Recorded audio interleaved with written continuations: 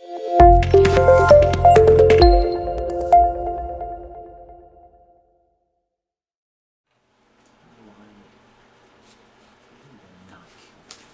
even paying attention.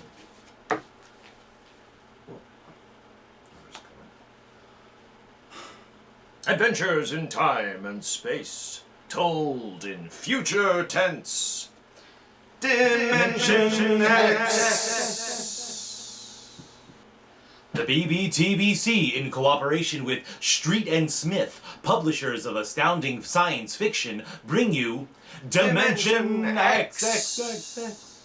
20 years had passed since the last of the giant migration ships had crashed to the surface of Mars, bearing its pitiful handful of survivors of the Earth Wars. 20 years of scratching at the stubborn Martian soil.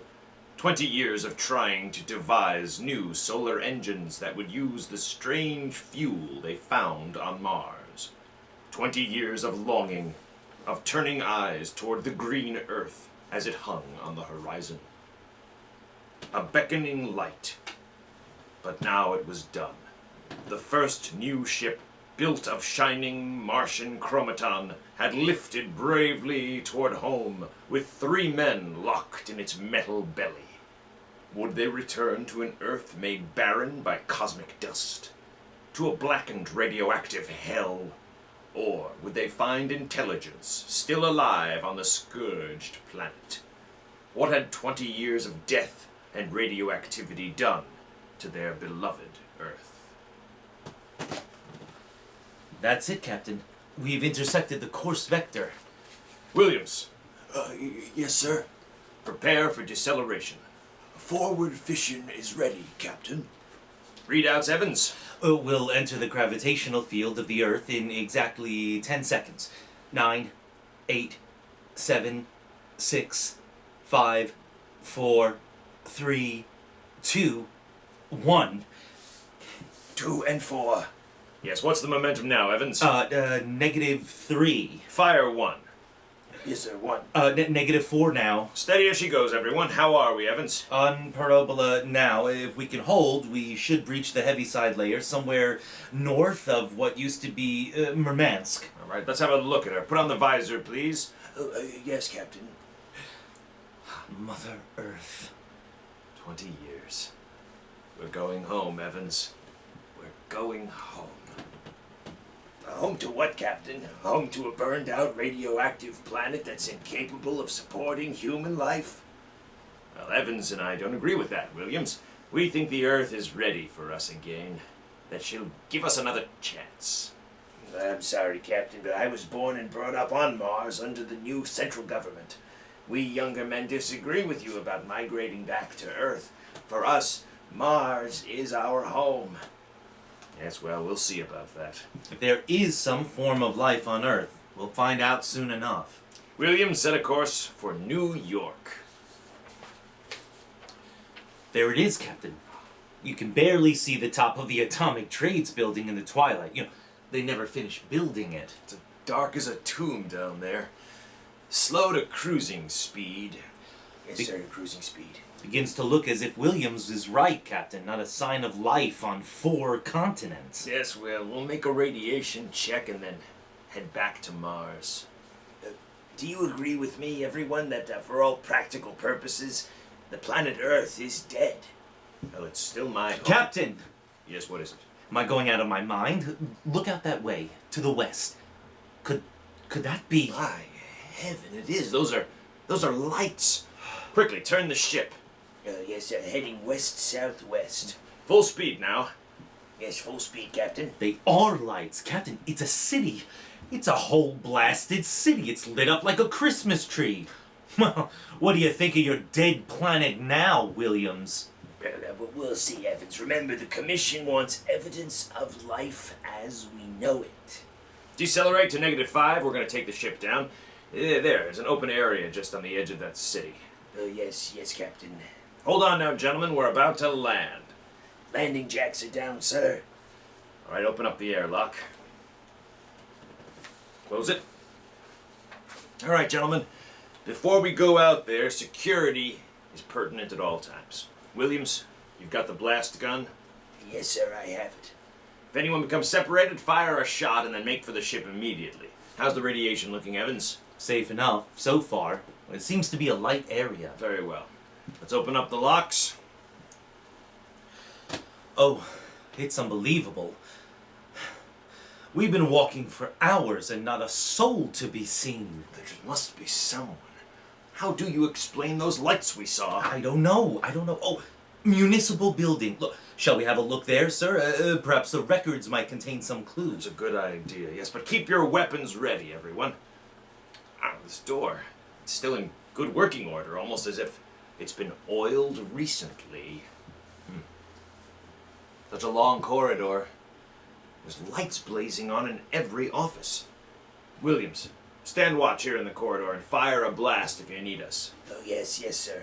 Evans, come with me. We'll start right here with the city clerk's office, and you better check on that radiation once again. Okay. Not enough to do any damage. Gives you the creeps, though, doesn't it? Look here at this desk. Paper's crumpled and an inkstand, just as if somebody came in and worked here every single day. Look, a calendar. June 18th, 1987.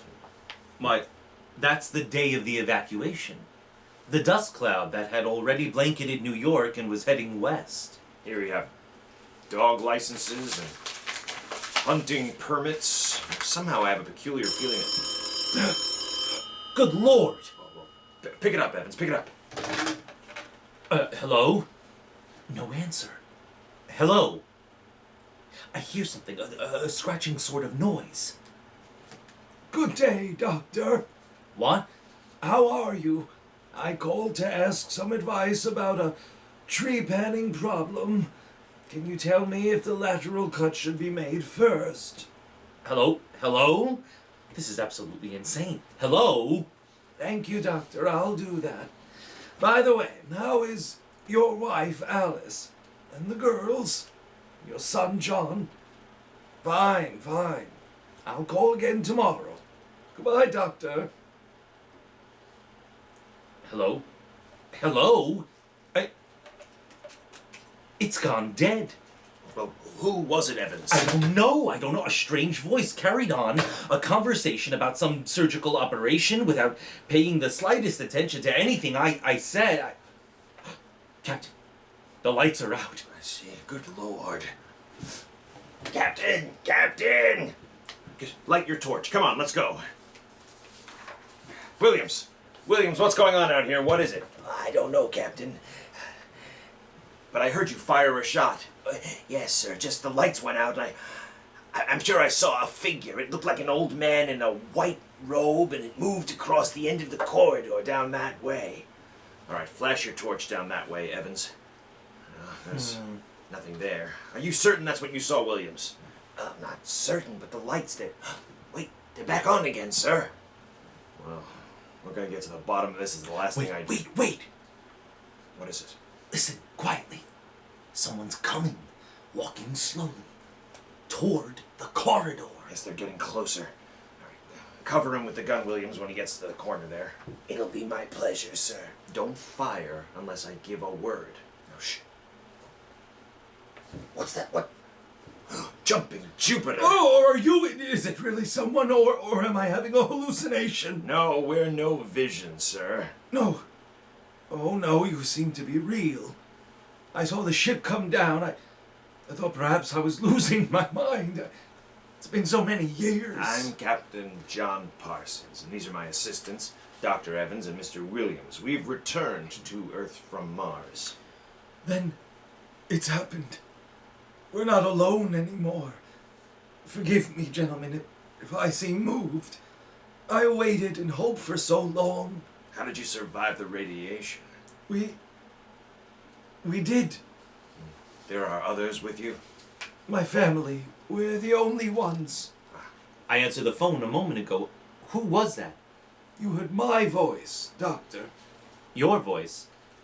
To break the loneliness, I've recorded my voice and rigged up an automatic telephone.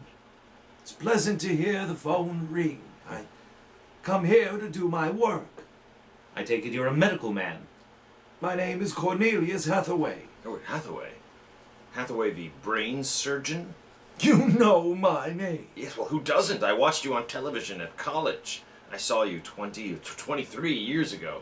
You performed a difficult surgery for a cerebral tumor. It was marvelous. Thank you. I'd almost forgot. My mind, you see, I'm almost 80 now. Well, you look fine, sir. Well, we've had the best of everything, an entire city to choose from, cold storage, the best equipment. Oh, but come. There's a fine dinner waiting for you, and you'll want to meet my family. And I saw your ship. I told Alice, my wife, you know, to prepare a feast. This was a great day for me, gentlemen. A great day. Let's go. This is my wife, gentlemen. Alice, this is Captain Parsons, Dr. Evans, and Mr. Williams. How do you do, Mrs. Hathaway? How do you do? Now, if you'll follow me, gentlemen, we'll meet my children. Lord Evans, wasn't she a beautiful woman? She looks no more than 35. These are my daughters, Susan and Marguerite. And this is my son, John. How are you? Oh, Pleased to hello. meet you. Very nice to meet you. I'm glad we came from Earth. Sit down, gentlemen, sit down.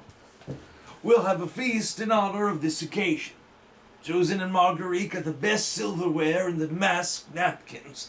John, fetch the glasses. Yes, Father, it'll only take me a moment.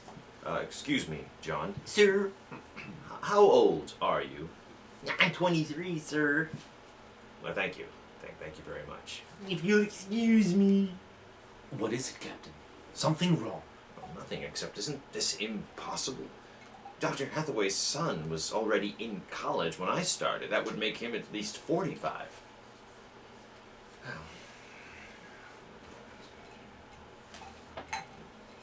Well, that was a wonderful meal, Mrs. Hathaway. Doctor, your wife is an exceptional woman.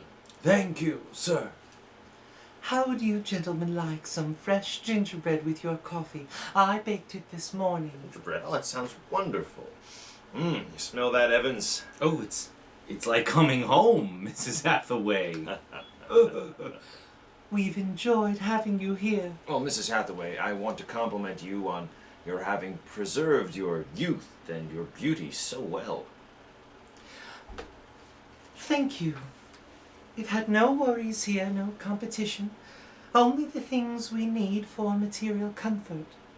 Parsons and I were wondering, Dr. Hathaway, if the radioactivity had effect in preserving tissue. Your children look all so young, too. It is possible, gentlemen, of course. Radiation does strange things to living tissue. Alice, could we have some champagne? Of course. I'll only be a moment. Oh, such an amazing woman. Did you ever see such grace? Such complete relaxation? Doesn't seem quite natural. I beg your pardon, gentlemen. Captain Parsons was just about to ask how you and your family managed to escape, Dr. Hathaway. We were very fortunate. I was working in the Sierra Mountains at the time. I had a lead-lined laboratory where I did X-ray research on my pet project. And what is that, sir? The study of machines as they relate to human function. The corollary, of course. Well, to continue, when the dust cloud covered America, we remained in the laboratory, well supplied with food and water. Later, when the radiation permitted, we made our way east, back to our old home, in the hopes of finding other survivors. But by that time, every living creature had been evacuated to Mars. We were stranded. The migration ships didn't wait for stragglers. That's true. My father and I were on the last rocket out of New York City. I've always loved this old house, but the loneliness of those first years. Well, at least you had your wife and your children. Yes. Yes, I had my family, and if it were not for them, gentlemen, I assure you I would long ago have put a bullet to my head. Here we are. Champagne, Captain. Yes, thank you very much. Mrs. Hathaway, may I propose a toast? Oh, let me. Gentlemen, To Earth. To Earth. Earth. May she never be a stranger to man again. What is it? Oh, What's happening? nothing really. What- Just a rather sharp pain in my chest. I think you should lay down, Doctor. Yes, perhaps you're right. Here, let me help you. No, John and Susan will help. Of course, Father. Why don't you gentlemen go out onto the porch and enjoy the air? You've had a long and tiring journey. Alice will show you the way. Will you be all right? Don't trouble yourself. I see you all in the morning. All right, good night, Doctor. Good night. Come, John. Yes, Father. Well, what do you think of old Mother Earth now, Williams? Smell that summer breeze. Look at that view of the city lit up against the sky. It has a certain quality. Well, score 1 point for the back to Earth proponents. Oh, no, I didn't say that. You're beginning to feel it, though, Williams, I can tell. If you don't mind, gentlemen, I'm quite tired. I think I'll turn in. Excuse me.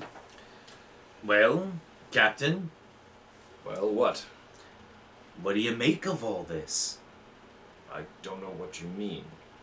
This Hathaway and his family, there's something strange and unnatural going on here.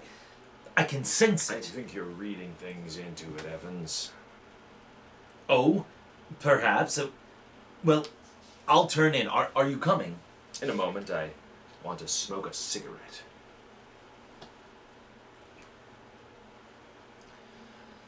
Beautiful view. Huh? Is it not? Oh, I didn't hear you come out, Alice. How's the doctor? Resting. I've never seen him this bad. Yes, he's an old man. I am sorry, but the difference in your ages is so apparent. You must have been married very young. My husband is a very great man, Captain. It's too bad there's no one to appreciate him. Once he wired the whole city with sound speakers, and then he pressed a button. The whole town lit up and made noises, as if 10,000 people were living in it. Now, he must have been very lonesome for people. Although with a woman such as yourself, I don't understand that. Perhaps one day you will understand. Oh, good night, then. Captain Parsons. Yes, who is it? Who's there? It's Dr. Evans. Oh, wait, what time is it? It's 2 a.m. Oh, what's wrong? Well, I couldn't sleep. A few minutes ago, I heard someone slip out the front door in the moonlight, and I saw it was this old man. He was headed toward our ship. So what are you suggesting, Evans? Nothing except that it's fairly unnatural for an old man with a bad heart to go wandering off at 2 in the morning. All right, very well, very well. We have to follow him, I suppose. Do you see him yet? No. Well, look there ahead on the hillside. There. Isn't that Dr. Hathaway, kneeling in the moonlight? Yes, I think so. Can we get closer? Well, let's head over there to that clump of bushes. All right, stop. This is far enough. What do you suppose he's doing there? I mean, what are those things on the ground? Oh, good Lord, those are grave markers. Oh, 4 of them. You're right. Seems to be praying over them. Listen. Would you forgive me for what I've done? I had to do it. I was so lonely. I was so terribly lonely. You don't mind too much. You do forgive me, don't you? Yes, I feel you do, and I'm glad. I think perhaps I can rest now. I think I... Look, he's having another attack. Come on. Dr. Hathaway. Dr. Hathaway, can you hear me? His lips are moving. Raise his head up here, Evans. Closer. Lean closer. I'm sorry I had to spoil all of this. I've expected it for some time. It's all right. We'll fix you up, Doctor. No, I'm an excellent diagnostician. No, this is the end for me. It really doesn't matter, except for them. But what about them, Hathaway? You suspected, didn't you? Yes, I suspected, but I couldn't believe it until now. Do they know? No, they wouldn't understand.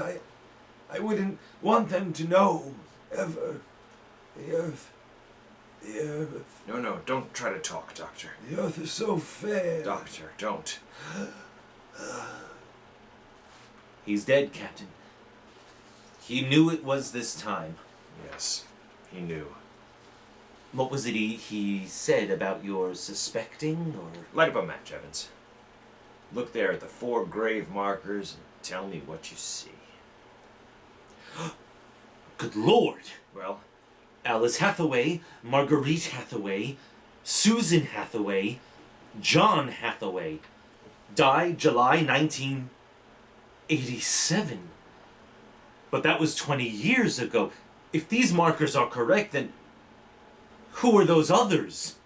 can't you guess, Evans? Can't you guess? Mrs. Hathaway, are you awake? Yes, Captain. May I come in? Yes. It's about my husband, isn't it? You knew? I saw him go out tonight. He felt it was near the end. He died less than an hour ago. I'm sorry. Thank you. How do you feel? He told us it would happen one day and that he didn't want us to cry. He didn't teach us how, you know. He said it was the worst thing that could happen, to know how to be lonely and unhappy. What will happen to us now that he's gone? I don't know. Will you stay with us? I would like to, but I cannot. You know about us. Yes, I know. I didn't think that you knew about yourselves. The children don't. I've been aware for a long while. Well, no one would have guessed it. You are so perfect. Oh, he would have liked to hear you say that. He was so very proud of us. After a while, he came to love us. And at the end, he took us as his real wife and children. He even forgot sometimes that he had made us. Well, you gave him a great deal of comfort. Yes. Over the years, we sat and talked. He loved so much to talk. I was first, you know. Then he became lonesome for the children, and so he made them. He told me about the things he did, about his laboratory. Well, surely the children must suspect. Oh no, you see, there were no other beings with which to compare themselves. He must have been a great, great genius. Each morning he took a recording of his voice into town and put it on the automatic telephone. Each night it would call us. I think, what with the phone ringing and the sound of voices and the lights on, he was happy. There was only one thing, one flaw. And what was that? He couldn't make us grow old, and so he had to watch himself become an old, old man while we stayed young. It was a great blow to him. So we commend the body of this man, Dr. Cornelius Hathaway, to his Maker. Ashes to ashes, dust to dust returneth. Amen. Come, John. Yes, Mother. Susan, Marguerite. Evans, Williams, would you stay behind a moment here, please? What is it? Let them all go back to the house. I'd like to speak with you. I know you're gonna tell us, Captain. I saw the names on the grave markers. I already know. Well, It's a mockery, a blasphemy of everything we believe in for a man to do something as evil as this. can't you imagine what he was facing, Williams? Can't you imagine what it must have been like to have watched his wife and his children slowly dying of radiation burns? To know that he was the last man on the face of the earth. Alone. Eternally and unalterably alone. Good Lord, man, what would you have done? If you'd had his medical and technical genius, I'll tell you. You'd have come back to your laboratory just as he did. And try to recapture all the wonderful things that they had been to you.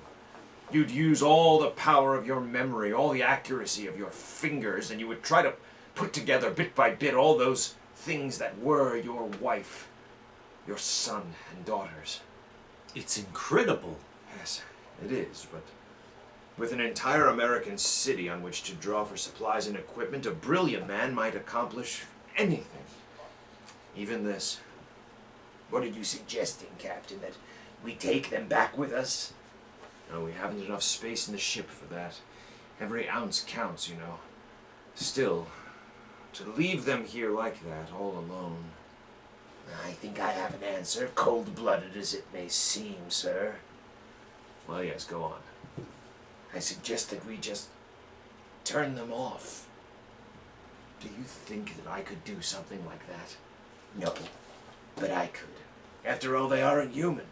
They're worse than robots. They're ghouls. I suggest you go back to the ship, Captain, and you leave me to deal with them. No. No, I cannot permit that. Well, you've no choice in the matter. I assure you, it'll be a quick and entirely painless end. I hate to admit it, but he's right, Captain.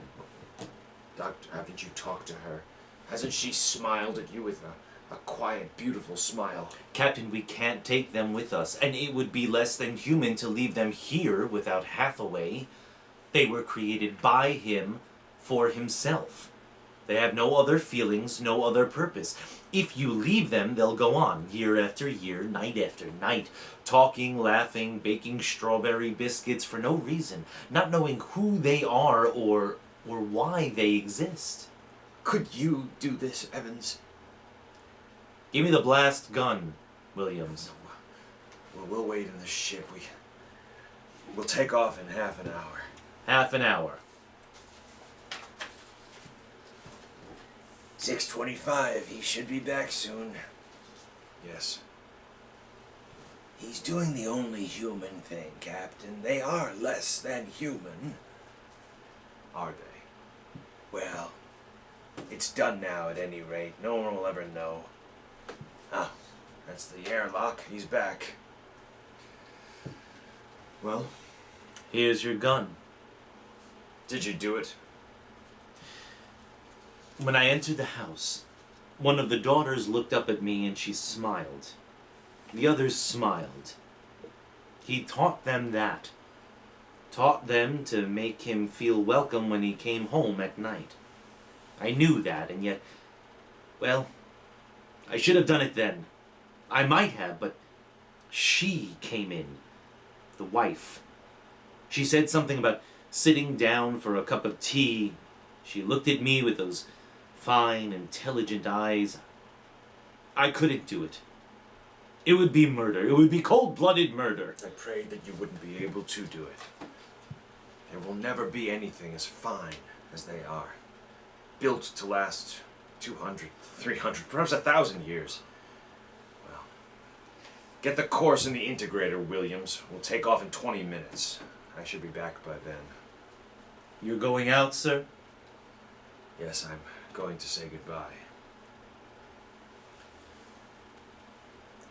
You've come back. Only to say goodbye. It was nice of you. I wanted you to know that I am coming back someday. When will you come? I don't know that.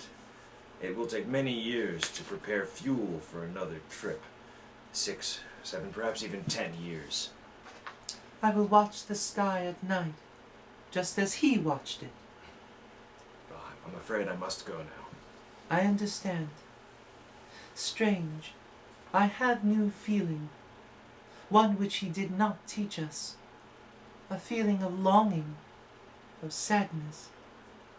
That one can't be taught. It comes from being alive. Yes, I am alive. Even though he created me, I'm a person now. Goodbye, Alice Hathaway. Goodbye, John Parsons. You've just heard another adventure into the unknown world of the future. The world of Dimension X! When the time comes for man to explore the universe, to deal with the strange inhabitants of other worlds, there will be much to remember. Perhaps the most important lesson of all will seem too fundamental to be included in the training manuals. Listen at this time next week as Dimension X brings you a story from the pages of the August Astounding Science Fiction, a story called Courtesy. Dimension X is presented each week by the National Broadcasting Company in cooperation with Street and Smith, publishers of the magazine Astounding Science Fiction. Today, Dimension X was presented, Dwellers in Silence, written for radio by George Lefferts and from a story by Ray Bradbury. Bray Bradbury? Ray Bradbury. Thank you for joining us tonight and every night through thick and thin, as you can hear, here on the BBTBC. And as always, that's a good night from me. And that's a good night from me. This is the National Broadcasting Company. I guess that's it.